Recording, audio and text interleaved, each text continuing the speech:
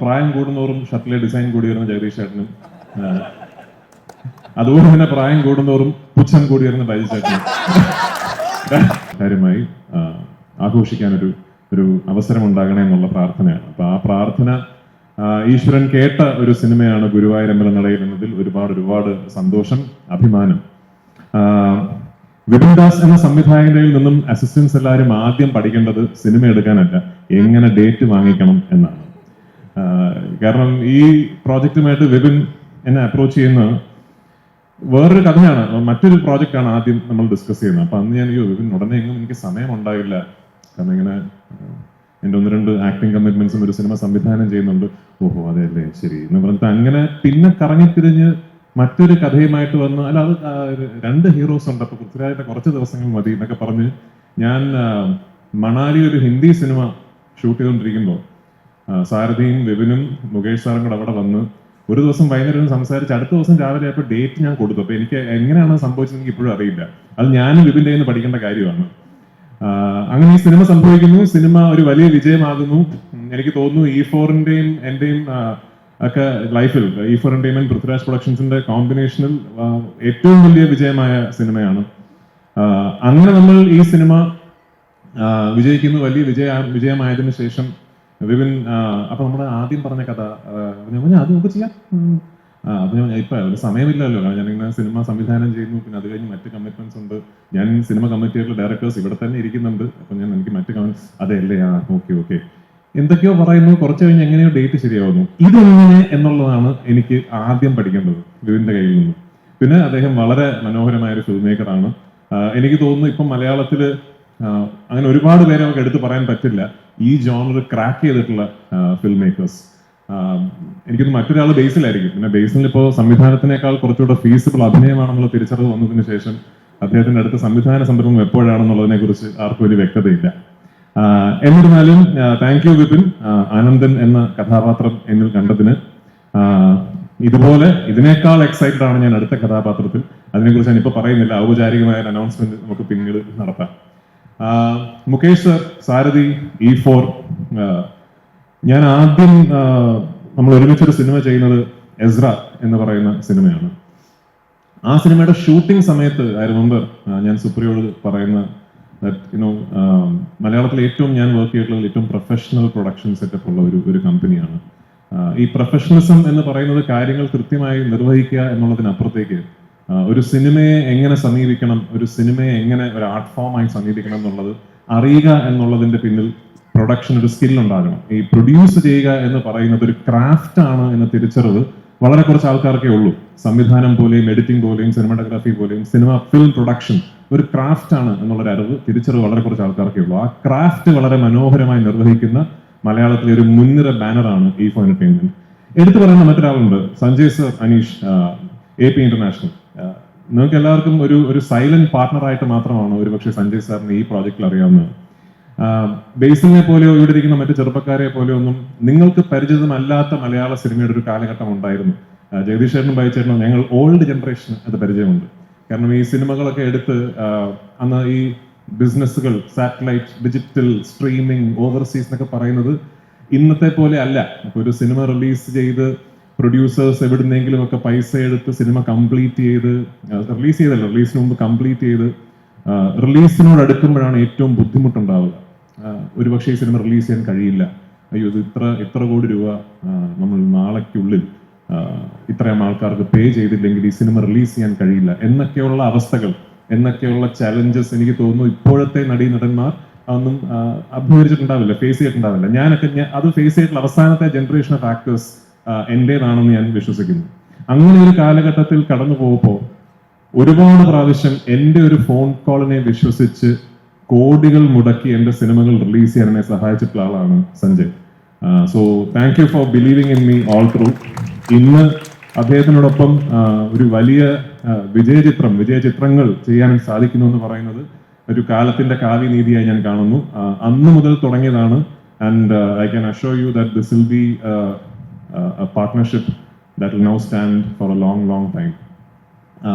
എന്നോടൊപ്പം വർക്ക് ചെയ്ത മറ്റു കാസ്റ്റ് ആൻഡ് ക്രൂ, ഈ സെറ്റിലെ അമ്മാവൻ ഞാനായിരുന്നു. കാരണം ബാക്കി എല്ലാം ഈ ന്യൂ ജനറേഷൻ പിള്ളേരാണ്. ബേസിലിന്റെ പ്രായം ന്യൂ ജനറേഷൻ്റെ അല്ലെങ്കിലും ഇതുപോലെ ഗോൾഡൻ മുടി മറയ്ക്കാൻ പച്ച തൊപ്പിയൊക്കെ വെച്ച് ഇറങ്ങിയിട്ടുണ്ടാവും. അപ്പൊ മൊത്തത്തിൽ ബേസിൽ ഇപ്പൊ ഒരു ന്യൂജൻ ഐക്കണാണ്. എനിക്ക് തോന്നി ബേസിൽ, ടൊവിനോ ഇവന്മാരൊക്കെ കൂടെയാണ് എന്നെയൊക്കെ അമ്മാവനാക്കുന്നതിന്റെ പിന്നിലെ പ്രധാനികൾ. എന്നിരുന്നാലും എനിക്ക് ഭയങ്കര റിഫ്രഷിംഗ് ആയിരുന്നു ബേസിലിനെ പോലെയും അനശ്വരെ പോലെയും നിഖിലെ പോലെയും ഒക്കെ ഉള്ളൊരു എനിക്ക് ശേഷം വന്നൊരു ജനറേഷൻ ഓഫ് ആക്ടേഴ്സിനോടൊപ്പം ഒരു സിനിമയിൽ വർക്ക് ചെയ്യാൻ. അതിനേക്കാൾ എനിക്ക് റിഫ്രഷിംഗ് ആയിരുന്നു നമ്മുടെ ആ പുറകിലിരിക്കുന്ന ഗ്രൂപ്പ്. എല്ലാവരുടെയും പേര് ഞാൻ എടുത്തെടുത്ത് പറയുന്നില്ല, കാരണം ഈ പുതിയ ആൾക്കാരുടെ കൂടെ വർക്ക് ചെയ്യുമ്പോൾ നമുക്ക് അവരെ നമ്മുടെ പ്രോസസ്സിലേക്ക് കൊണ്ടുവരാൻ പറ്റില്ല. കാരണം they come from a different world. നമ്മളാണ് ശരിക്കും അവരുടെ പ്രോസസ്സിലേക്ക് എത്തിപ്പെടുന്നത്. ഞാൻ പലപ്പോഴും ശ്രദ്ധിച്ചിട്ടുണ്ട് അവരുടെ പെർഫോമൻസിന്റെ മീറ്ററും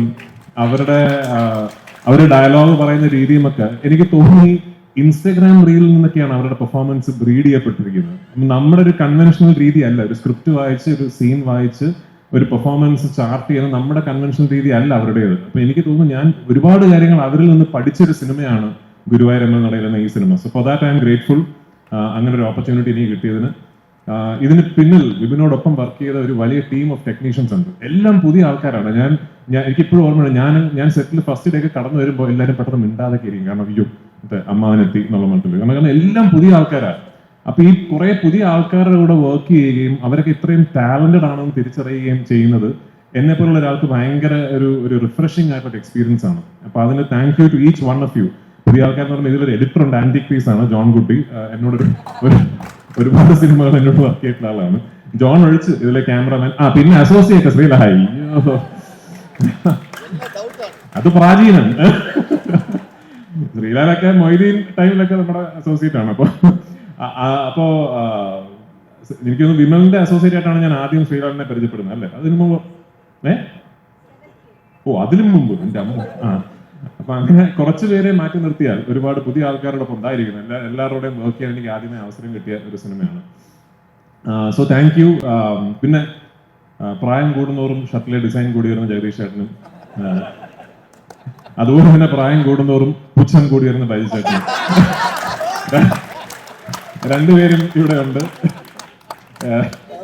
അതെ, രണ്ടുപേരും എനിക്ക് പേഴ്സണലി ഭയങ്കര അടുപ്പമുള്ള ആൾക്കാരാണ്. എന്നെ ചെറിയ കാലം മുതൽ കാണുന്ന രണ്ട് ആൾക്കാരാണ്. രണ്ടുപേരോടൊപ്പവും ഇന്നും സജീവമായി സിനിമയിൽ അഭിനയിക്കാൻ സാധിക്കുന്നു എന്ന് പറയുന്നത് എനിക്ക് വലിയ ലെസണാണ്. കാരണം ജഗദീഷ് ചേട്ടൻ ഇന്നായിരിക്കുന്ന പിള്ളേരോടൊപ്പം അഭിനയിക്കുമ്പോഴും അവരുടെ ടൈം ലൈനിലുള്ള ആക്ടറാണ്. ബൈജു ചേട്ടൻ ഇന്നും വിപിൻ ദാസിന്റെ സിനിമയിൽ അഭിനയിക്കുമ്പോൾ വിപിൻ ദാസിന്റെ ഗ്രാമറിലുള്ള ആക്ടറാണ്. അതുപോലെ ആകണേ ഞാനും എന്നാണ് എന്റെ പ്രാർത്ഥന. രമേശ് ചേട്ടാ നമ്മുടെ എനിക്ക് വലിയ ഒരു ഇമോഷണൽ അറ്റാച്ച്മെന്റ് ഉള്ള ആക്ടറാണ്. കാരണം എൻ്റെ ഏറ്റവും അടുത്ത സുഹൃത്ത് അവസാനമായി സംവിധാനം ചെയ്ത എൻ്റെ ഏറ്റവും നല്ല സിനിമകളിൽ ഒന്നിൽ എന്നോടൊപ്പം ഒരു മുഴുനീള കഥാപാത്രത്തിൽ അഭിനയിച്ച ആളാണ്. എല്ലാവരുടെയും പേരുകൾ ഞാൻ എടുത്ത് പറയുന്നില്ല. ഇന്നിവിടെ എത്തിയതിൽ ഈ സന്തോഷത്തിൽ പങ്കുചേരുന്നതിൽ ഒരുപാട് സന്തോഷം. അരവിന്ദ്, ഇവിടെ ഇരിക്കുന്നവരാരും എന്നെ കണ്ടിട്ടില്ലാത്ത വളരെ റോ ആയ ഒരു ക്യാമറയ്ക്ക് മുമ്പിൽ എങ്ങനെ നിൽക്കണമെന്നോ ഒരു ഡയലോഗ് എങ്ങനെ പറയണമെന്നോ എങ്ങനെ ബിഹേവ് ചെയ്യണമെന്നോ ഒന്നും അറിയാത്ത എന്നെ കണ്ട എൻ്റെ കോ ആക്ടറാണ് അരവിന്ദ്. എൻ്റെ ഫസ്റ്റ് സിനിമയിൽ ശരിക്ക് എൻ്റെ ആദ്യത്തെ സിനിമ ഞാൻ ചെയ്യുമ്പോൾ എൻ്റെ മനസ്സിൽ എനിക്ക് അരവിന്ദിനെ പോലെ ആകണം എന്നാണ്. Because he was such A good actor even back then. he still is a fantastic dancer. I don't know if you know this. എത്ര പേർക്ക് അറിയുമെന്ന് എനിക്കറിയില്ല. അദ്ദേഹം ഒരു പ്രൊഫഷണൽ ഡാൻസർ ആണ്. ആൻഡ് എനിക്കിപ്പോഴും ഓർമ്മയുണ്ട്, നമ്മൾ ഗുണ്ടൽപേട്ടിൽ അരവിന്ദിന്റെയും നവ്യയുടെയും പാട്ട് ഷൂട്ട് ചെയ്തുകൊണ്ടിരിക്കുകയാണ്. അപ്പൊ അന്ന് ആ പാട്ടിന്റെ ഷൂട്ടിംഗ് കാണാൻ ഞാൻ പോയിട്ട് ഞാനിങ്ങനെ വണ്ടർ അടിച്ചിരിക്കുകയാണ്, എന്റെ ദൈവമേ, I need to be this good to be in cinema എന്നുള്ളത്. So thank you for inspiring me from my first film. ഒരുപാട് സന്തോഷം. ഇർഷാദക്ക, എല്ലാവരോടും താങ്ക് യു. ആൻഡ് ഇനിയും ഇതുപോലെ ഒരുപാട് ആഘോഷവേളകളിൽ നമുക്ക് ഒരുമിച്ചുണ്ടാകാൻ ഭാഗ്യം ലഭിക്കട്ടെ. ഞാൻ അടുത്ത സിനിമകൾ ചെയ്യുന്ന കുറെ സംവിധായകർ എനിക്ക് ഭയങ്കര സന്തോഷമുണ്ട്. കാരണം വിപിൻ ദാസിന്റെ അടുത്ത സിനിമ ഞാനാണ് ചെയ്യുന്നത്, നിസാമിന്റെ അടുത്ത സിനിമ ഞാനാണ് ചെയ്യുന്നത്, വിഷ്ണുവിന്റെ അടുത്ത സിനിമ ഞാനാണ് ചെയ്യുന്നത്. അപ്പൊ എനിക്ക് വലിയ സന്തോഷമുണ്ട്. നിങ്ങൾ ഈ മാർക്കറ്റുള്ള കഴിവുള്ള സംവിധായകരൊക്കെ എന്നെ വെച്ച് സിനിമ എടുക്കുമെന്ന് അറിയുന്നതിൽ വലിയ സന്തോഷം. എല്ലാവരുടെ പ്രോജക്റ്റും ഞാൻ വളരെ എക്സൈറ്റഡ് ആയിട്ട് ഉറ്റുനോക്കുന്ന സിനിമകളാണ്. ആ സിനിമകൾക്കെല്ലാം ഇതുപോലൊരു സായനം ഉണ്ടാകട്ടെ എന്ന് പ്രാർത്ഥിച്ചുകൊണ്ട് എന്റെ വാക്കുകൾ ഉപസംഹരിക്കുന്നു. Thank you.